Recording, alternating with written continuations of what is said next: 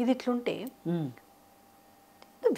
విచిత్రమైన అంశాలు తెరపైకి రావడం ఒకటి అఘోరి విషయం అనేది అదేందో భయంకరంగా సోషల్ మీడియాకి ఎప్పుడు మనం కర్మగాలి సోషల్ మీడియా ఓపెన్ చేస్తే ఈ ఎపిసోడు ఈ దరిద్రం అంతా కూడా నేను దరిద్రం ఎందుకు అంటున్నానంటే అది ఏందో మరి పుంఖాలుగా వస్తుంది. అతను ఏదో జైల్లో ఉన్నాడట, తర్వాత అతన్ని చేసుకున్నట్టు అతను అంటాడు, ఆమె అంటాడు, అటువైపు ఆ వర్షినో ఎవరో అతను చేసుకున్న అమ్మాయి పేరేదో వాళ్ళ తల్లిదండ్రులు ఒకవైపు గోల పెడుతున్నారు. ఏంది అసలు ఇది ఇంత ఈ మెస్సీకి కారణం ఏంది? ఇది ఎటు టర్న్ తీసుకుంటుంది అసలు? ఏమీ లేదండి, అందరూ మాయగాళ్ళలాగా వీడు కూడా ఒక మాయగాడు, కాకపోతే వేషం మార్చాడు. అఘోరి వేషం అయితే బాగుంటుంది అనుకున్నాడు, వేశాడు. వేసి కరెక్ట్ టైంలో ఎంట్రీ ఇచ్చాడు. హైదరాబాద్లో ఎంట్రీ ఇచ్చి ఏది ముత్యాలమ్మ టెంపుల్ అప్పుడు ఇచ్చాడు. ఇచ్చి ఇంకా తర్వాత గుళ్ళ దగ్గరికి వెళ్ళి పేచీలు పెట్టడం, నువ్వు బట్టలు వేసుకుని రాకపోతే గుళ్ళోకి రానివ్వము, సభ్య సమాజంలో తిరగటానికి వీల్లేదు అంటే కంప్లీట్గా తను న్యూడ్గా ఉండే తిరిగాడు కదా, తిరిగాడు కొంతకాలం. సోషల్ మీడియా వాళ్ళు కూడా న్యూడ్గా ఉన్నవి కూడా చేశారు, ఇంటర్వ్యూస్ చేశారు. వాడిని ఏదో చాలా పెద్దవాడిని చేసేశారు. డే 1 నుంచి నేనైతే ఇది గర్వంగా చెప్పగలను, వాడు అఘోరి కాదు. మొదట్లో అయితే ట్రాన్స్జెండర్ అనుకున్నా. ట్రాన్స్జెండర్ శ్రీనివాస్ అలియాస్ పింకీ అని పిలవండి అని మొత్తుకుని చెప్పా ఛానల్స్కి. ఇప్పుడు ట్రాన్స్జెండర్ కూడా కాదు వాడు, ఇప్పుడు తేలింది వాడు జస్ట్ మాయల మరాఠీ శ్రీనివాస్ అంతే. ఈ ట్రాన్స్జెండర్ అవ్వడము అంటే ఒక పురుషుడు నేను పురుషుణ్ణి కాదు నేను స్త్రీని అని అతను నమ్మాలి, అతనిలో హార్మోన్స్ స్త్రీల హార్మోన్లు ఉండాలి, అప్పుడు మాత్రమే అతను ట్రాన్స్జెండర్ అవుతాడు. కానీ వీడు ట్రాన్స్జెండరు కాదు, పొరపాటున అతనికి ఇన్ఫెక్షన్ వచ్చి అతను సర్జరీ చేయించుకోవాల్సి వచ్చింది. అలాంటి వాడికి మనసులో ఏముంటుంది, నేను మగాడిననే ఉంటుంది. అందుకే ఆ రాధిక అన్న అమ్మాయితోటి నా పెళ్ళామా ముద్దులు పెళ్ళామా అని మాట్లాడాడు. అంటే ఒక ట్రాన్స్జెండర్ ఉమెన్ ఎప్పుడు కూడా తను భారీగా ఉండటానికి ఇష్టపడుతుంది కానీ భర్తగా ఉండటానికి ఇష్టపడదు. భర్తగానే ఉండాల్సి వస్తే అసలు ఇంకా ట్రాన్స్జెండర్ అవటం దేనికి, మగాడిగానే ఉండేదిగా. అక్కడే మనము వాడి మోసం అది. ఆ వీడియో బయటకు వచ్చిన రోజు నుంచి నేను వాడిని ట్రాన్స్జెండర్ అని కూడా అనట్లా, కేవలం మాయల మరాఠీ 420 శ్రీనివాస్, దట్స్ ఆల్. అయితే వీడికి ఇంత రావడం వెనకమాల అంటే ఈ ఒక వర్షిని దొరకడం వెనకమాల అపియరెన్స్ చూసైనా కూడా అమ్మాయిలు సరే కాస్త జనరల్గా టీనేజ్ అమ్మాయిలు సరే లవ్ చేయడానికో లేకపోతే చేసుకోవడానికో కాస్త వాడు కనీసం చూసుకుంటారు కదా. వీళ్ళు కూడా మామూలు అమ్మాయిలు కాదండి, వీళ్ళు కూడా మామూలు అమ్మాయిలు కాదు. వీళ్ళు ఎలాంటి అమ్మాయిలు అంటే ఇప్పుడు రాధికని తీసుకుందాం ఫస్ట్, ఎందుకంటే వర్షిని కంటే ముందు రాధిక ఉంది వీడి జీవితంలో. రాధిక డివోర్సీ అట, డివోర్సీ అయినంత మాత్రాన పెద్ద కొంపలే మునిగేదేమీ లేదు. అయితే ఆవిడ డిప్రెషన్లో ఉండి వీడితో మాట్లాడి వీడు నవ్వించేసరికి ఆమె డిప్రెషన్ తగ్గిపోయిందంట.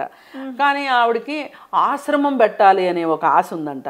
ఈయనకు కూడా అదే ఆశయం ఉంది. ఇద్దరు ఆశయాలు ఒకటైపోయి ఇద్దరు మౌడు పెళ్ళాల్లాగా నన్ను పెళ్లి చేసుకున్నాడు అని చెప్తుంది ఆవిడ. వాళ్ళిద్దరి మధ్యలో మనీ ఎక్స్చేంజ్లు అన్నీ కూడా జరిగినాయి. అయితే మరి ఇదంతా జరిగింది అనడానికి బ్యాంక్ అకౌంట్లు చెప్తున్నాయి, మనీ ట్రాన్సాక్షన్స్ జరిగినాయి. అలాగే వీళ్ళిద్దరు మౌడు పిల్లల్లాగా బిహేవ్ చేసుకున్నారు, మాట్లాడుకున్నారు అనుకోవటానికి ఫోన్ కాల్స్ సరిపోయింది. అంటే వాళ్ళిద్దరూ రిలేషన్షిప్లో ఉన్నారు, పెళ్లి చేసుకున్నారు, రిలేషన్షిప్ ఎస్టాబ్లిష్ అయింది కదా అక్కడ. మరి అలాంటప్పుడు ఆమెకే ఆశ్రమం కట్టించేవాడో ఆవిడ ఈయనకి కట్టించేదో అక్కడే చావకుండా వీడు దేశాటనకు బయలుదేరి ఇంకా బకరాలు ఎక్కడ దొరుకుతారు, మరి ఆశ్రమానికి డబ్బులు ఎక్కడి నుంచి వస్తాయి? ఈ బకరాలు దొరికే క్రమంలో ఈ పిల్ల కనిపించింది, వర్షిని కనిపించింది, లడ్డు లాంటి పిల్ల. మొత్తం అన్నీ ఎగిరిపోయినాయి, ఆశ్రమాలు అన్నీ ఎగిరిపోయి ఇప్పుడు ఈ లడ్డు లాంటి పిల్ల పక్కన పెట్టుకొని డబ్బులు సంపాదించడం ఎలా అని వీడు ఆలోచించాడు. ఎక్కడ దొరికింది వర్షిని? ఇంకొక అఘోరి బాబా దగ్గర దొరికింది. ఆ అఘోరి బాబా దగ్గర ఆమె ఎందుకుంది? అక్కడ అఘోరి మంత్రం ఎందుకు తీసుకుంది ఆవిడ? ఈ అమ్మాయి ఇంట్లో విష్ణు అనే ఒక పరాన్నజీవి, ఆశపోతు తల్లి, తాగుబోతు తండ్రి, సోమరిపోతు తమ్ముడు అన్న ఆ, వీళ్ళందరూ కలిసి ఈ అమ్మాయిని నీకు చాలా మహిమలు ఉన్నాయమ్మా, నువ్వు అఘోరి మాతవమ్మా అని చెప్పి ఆ సొంత తల్లి దగ్గరుండి విష్ణువుకి అప్పచెప్పింది కూతుర్ని. అప్పచెప్పకపోతే విష్ణు ఎట్లా తీసుకెళ్తాడు అక్కడికి? ఇప్పుడు వచ్చి స్టూడియోలో కూర్చుని వలవల ఏడిస్తే అయిపోయిందా? ఒక ఆడపిల్లని పెంచడం ఎట్లా, అవసరమైనప్పుడు కాపాడుకోవడం ఎట్లా, ఆడపిల్ల కోసం అవసరమైతే త్యాగం చేయడం ఎట్లా అనేది తెలియాల్సింది పోయి ఆశపోతులాగా కూతుర్ని అడ్డం పెట్టుకుని డబ్బులు సంపాదించుకోవాలనుకుంటే ఇప్పుడు జరిగింది ఇది. ఆ బాబా దగ్గరికి తీసుకెళ్లారు. ఆ బాబా దగ్గరికి తీసుకెళ్తే ఆయన మంత్రోపదేశం చేశాడంట. ఏమి పనులు మొదలు కాలేదంట. ఈలోపు ఈ శ్రీనివాసు అనే 420 కిలాడిగాడు అక్కడికి వచ్చాడు. అక్కడికి వచ్చిన తర్వాత వీడిని చూసిన తర్వాత వీడికేదో చాలా మహిమలు ఉన్నాయి అని చెప్పి ఈ విష్ణుగాడు అనుకుని ఆయన ఏదో పప్పు సాంబార్లా ఉన్నాడులే అని చెప్పి వీడిని వేసుకుని బయలుదేరారు. తీసుకొచ్చుకుని ఇంట్లో పెట్టుకున్నారు. ఎవరిని? వీడిని, శ్రీనివాస్ గారిని. ముక్కు మొహం తెలియని వాడిని ఒక ఆడపిల్ల ఉన్న ఇంట్లో తీసుకొచ్చి పెట్టుకుంటారా? పెట్టుకున్నారు. పెట్టుకుని ఆడికి సకల సౌకర్యాలు ఇచ్చి, మందిచ్చి, తిండి ఇచ్చి, అన్నీ ఇచ్చి, ఆడపిల్లను కూడా ఇచ్చి చేస్తే ఆడికేం ఆలోచన వచ్చింది? రాధికి చూస్తే ఉంది, అదేదో గడబొంగులాగా ఉంది, పైగా డివోర్సీ అయిపోయింది, నాకెందుకు ఈ లడ్డు లాంటి పిల్ల దొరికింది అని చెప్పి అసలు వీళ్ళందరికీ డబ్బులు పంచేది ఏంటి? మనం డబ్బులు సంపాదించి మనమే జల్సా చేద్దాం, నిన్ను మహారాణిని చేస్తా, ఆశ్రమానికి రాణిని చేసేస్తా, నీకు ఇంతంత బంగారం కొని పెడతా, అది కొని పెడతా, ఇది కొని పెడతా అంటే వాడు వెనకమాల పడిపోయింది ఈ వర్షిని. వెళ్ళి గుజరాత్ దాకా వెళ్ళారు. గుజరాత్ దాకా వెళ్ళాక వీళ్ళు ఏమైనా వదిలేరా? ఇంకా వీళ్ళ కాసి చావాలా. ఆ విష్ణు వాళ్ళ బ్రదరు ఇద్దరు కలిసి గుజరాత్ వెళ్ళి పట్టుకొచ్చారు. పట్టుకొస్తే మళ్ళీ వెళ్ళి న్యూస్ ఛానల్లో కూర్చొని నాకు నా అఘోరియే కావాలి అని కూర్చుంది. దానికి అప్పటికి కూడా అర్థం కాల, ఇది అఘోరి కాదు, ట్రాన్స్జెండర్ కాదు, మోస్ట్ ఎలిజిబుల్ బ్యాచులర్ అని అర్థం కాదు. అర్థం అయి ఉంటదేమో ఇప్పటికైతే, అతను ఎలిజిబుల్ బ్యాచులర్ అని అర్థం. అందుకే వదలట్లే. ఎట్లా సంపాదిస్తారు? పోనీ అతను చెప్పి సరే ఓకే, ఈ ప్రేమను ఈ ఎఫెక్షన్ ఏదో పాడి పక్కనే పెట్టినా కూడా వాడు నేను మహారాణి చేస్తాను, ఆశ్రమాలు కడతాను, ఒంటి నిండా బంగారం కిరీటాలు పెడతాను ఏదో చెప్పుకుంటాడు. ఎట్లా పాసిబిలిటీ అవుతుంది? మరి వాళ్ళు ఎవరో 10 లక్షలు వేశారుగా. నేను కాక మొన్న ఎవరో ఎమ్మెల్యే 5 లక్షలు ఇచ్చాడంట. ఇంక ఇప్పుడు చాలా మంది ఇచ్చారు. కన్నంలో దొంగల్లాగా బయటికి రావట్లేదు. వీడేదో పూజలు చేస్తాడని వీడి మీద నమ్మకం. వేణుస్వామిని నమ్మలా? నేనేం తక్కువ వేణుస్వామి కన్నా? వేణుస్వామి కూడా అదే చెప్తాడుగా, వామాచార పద్ధతిలో పూజలు చేస్తాను. వీడు కూడా నేను వామాచార పద్ధతిలో పూజలు చేస్తాను అంటున్నాడు. నమ్ముతున్న వాళ్ళందరూ ఎర్రి గొర్రెలు. అంతే జరుగుతుంది వీళ్ళ మోసానికి, వాళ్ళ అత్యాశకి.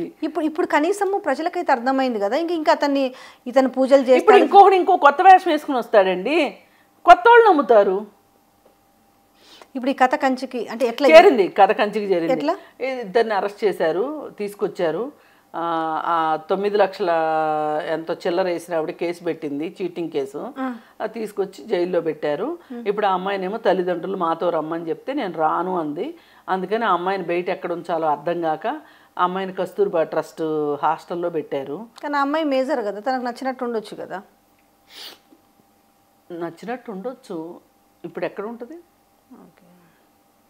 ఇట్లాంటి వాళ్ళకి ఏదో ఒక రీహాబిలిటేషన్ అయితే ఇవ్వాలి. రీహాబ్ అవుతుందా? ప్రయత్నం చేస్తే అవుతుంది. నాకు అనిపించింది అసలు మాట్లాడాలి ఆ అమ్మాయితోటి, అసలు ఏంటి ఆ అమ్మాయి మానసిక స్థితి. ఇట్లా ఇప్పుడు ఆ అమ్మాయి అటు చదువుకి కాకుండా అయిపోయింది, ఇటు తల్లిదండ్రులకి కాకుండా అయిపోయింది. ఆ అమ్మాయికి ఆదాయం లేదు ప్రస్తుతం. ఈ మూడు లేని ఒక ఆడపిల్ల గడప దాటి బయటకు వస్తే మహిళల పరిస్థితి ఎట్లా ఉంది? డబ్బు కోసం భర్త మీదో తండ్రి మీదో ఆధారపడాలి అన్నట్లుగానే ఉందిగా. ఇప్పటి వరకు ఆ అమ్మాయికి ఒక ప్రొఫెషన్ లేదు. ఆ అమ్మాయి ఎంచుకున్న ప్రొఫెషన్ ఏంటి? భక్తి. అఘోరి మాత, ఈమె మాత అయిపోవాలంట అర్జెంటుగా. మరి ఎంత తలకాయలో వరద మట్టి లేకపోతే అఘోరి మాత అవుతుంది. ఇప్పుడు ఈ అమ్మాయి రిహాబ్ అయినాక ఇటు తల్లిదండ్రుల దగ్గరికి చేరుద్దా, లేదంటే ఆ అమ్మాయి మళ్ళీ అక్కడికి వెళ్తుందా అనేది ఇప్పుడు క్వశ్చన్ మార్క్. ఇప్పుడు వీడు 14 రోజులు రిమాండ్ చేశారు. వీడికి బెయిల్ వచ్చింది. ఎంతో పాటు చచ్చుంటారు కోజే ఖైదీలు నేను చూసి దడుచుకొని చచ్చుంటారేమో జైల్లో. అట్లా కాదు, ఇప్పుడు నిన్న ఎవరో అడుగుతున్నారు ఆ జైల్లో జుట్టు గిట్టు అంత కత్తిరించి అంత మనిషిని చేస్తారా కాస్త మూసుకున్న పాన్స్ పౌడర్ బూడిద కాదు పాడు కాదు సతమతం అవుతున్నారు. అదంతా అదే ఇది అది ఉంది కదా, అది అట్లా అది ఒరిజినల్ జుట్టు కాదు కాదా, అది పెట్టుకున్నది విగ్గు లాంటిది, అది బాగా అది అది బూడిద కాదు, పాన్స్ పౌడరు పాన్స్ పౌడరు. దేవుడి కొద్ది ఇంతకు మించి అనిపిస్తుంది.